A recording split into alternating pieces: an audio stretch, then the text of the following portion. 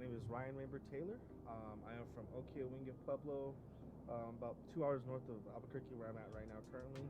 This is my restaurant to the side of me, Yapopup Indigenous Soul Food. We opened roughly about 2 weeks ago. Right now we're doing kind of like an elevated bar menu type of thing. In the next couple of weeks, we're going to transition into fine dining.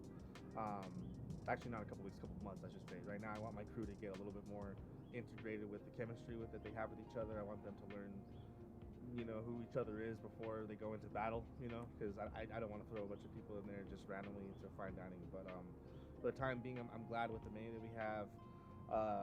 I've worked really hard to get to the point that I'm at right now, and I'm really super excited. Like, I want to chase like certain awards that I think other people would be afraid to chase.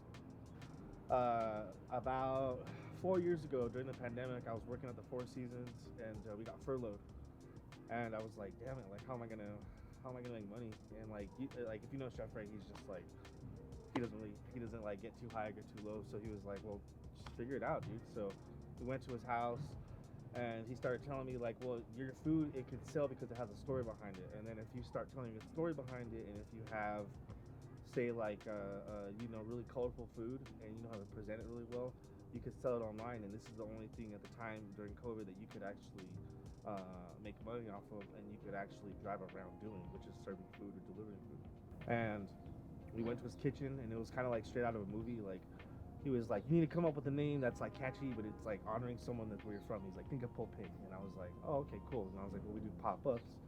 And he's like, I don't know, try it backwards. And I was like, you'll pop up. And he was like, yeah, dude, that's how you do it. And so the name just kind of came like naturally. We've stuck with it for like the last couple of years, and eventually we'll transition to a newer name, something that kind of fits us now since we're not popping up.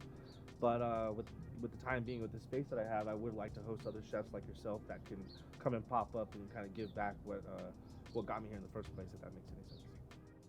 Is, like I said, we repurpose a lot of things. So this is clarified butter that we're making for our lemon pepper.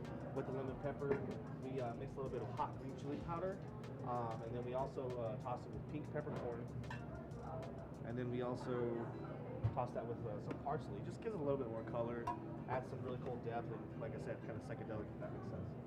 I always think it's interesting how like there can be psychedelic art and psychedelic music, but there's not like psychedelic food.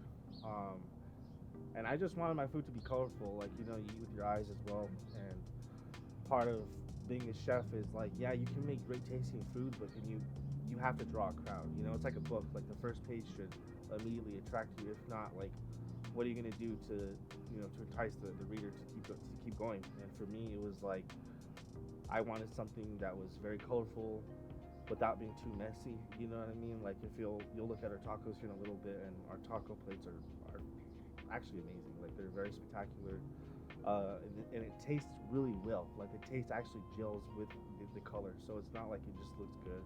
Everything has a purpose, and we kind of like that sort of like kind of like splatter, kind of like messy look, but it's all coordinated. It's like kind of a controlled chaos is what I would call it.